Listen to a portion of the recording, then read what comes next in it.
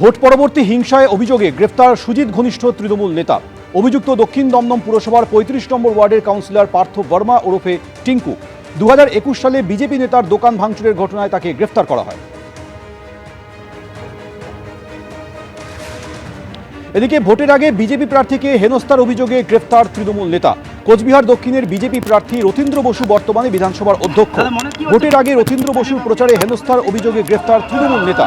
আদালতে তোলার সময় তাকে উদ্দেশ্য করে উঠল চোর স্লোগান। এখন আইন কি করেছে কি বলতে পারছি না। মানে আপনাকে ফাঁসানো হলো কি? রাজনৈতিক শিকার, রাজনৈতিক চক্রান্ত আছে।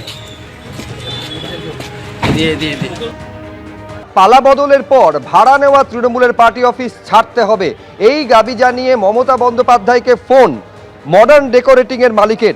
মেট্রোপলিটনে তৃণমূলের ভাড়া নেওয়া কার্যালয় ছাড়তে মমতাকে ফোন। বাইপাস ধাবার পাশে মডার্ন ডেকোরেটিং এর হোটেল ভাড়া নেয় তৃণমূল। ঠিক ছিল 2 বছরের জন্য ভাড়া নেওয়া হবে, পরে আরও 2 বছর ভাড়ার সময়সীমা বাড়ানো হয়। গত 4 বছর ধরে বাইপাস ধাবার পাশে মডার্ন ডেকোরেটিং এর হোটেলটি ভাড়া নেয় তৃণমূল কংগ্রেস।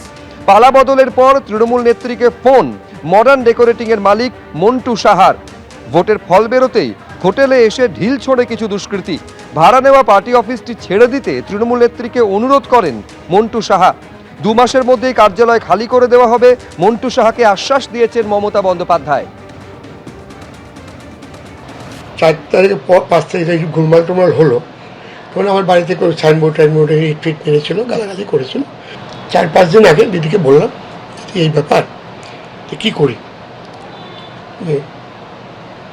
দেখো আমি দেখছি।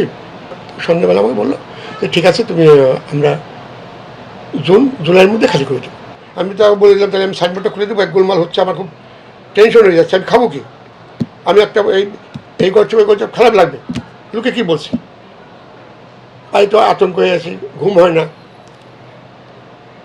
তখন বললো আমার ছেলে যাতায়াত করে করে কি, তখন বল দিদি বলো আমি তোমার কথা দিলাম জুলাই মাসের মধ্যে আমি খালি করে দেবো। স্ক্যানারে অভিষেক বন্দ্যোপাধ্যায়ের সম্পত্তি 188 এ হরিশ মুখার্জি রোডে শান্তিনিকেতনে সেই ঠিকানায় নোটিশ পাঠানো হয়েছে তার কোম্পানি এবং তার আত্মীয়ের বাড়িতে মোট 17টা নোটিশ পাঠানো হয়েছে।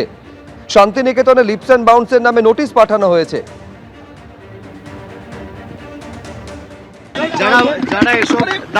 যারা এসব প্রশ্ন করছে কলকাতা পুরসভাকে জিজ্ঞেস করুন অবৈধ অংশটা কোথায়, জিজ্ঞেস করে আগে জিজ্ঞেস করে আসুন, তারপর আমার থেকে উত্তর নেবেন। আপনি স্পেসিফিক্যালি জিজ্ঞেস করুন কোন অবৈধ অংশ, যে অবৈধ অংশ মার্ক করে দেবে উত্তর আমার থেকে নিয়ে যাবেন। এবিপি আনন্দ, এগিয়ে থাকে, এগিয়ে রাখে।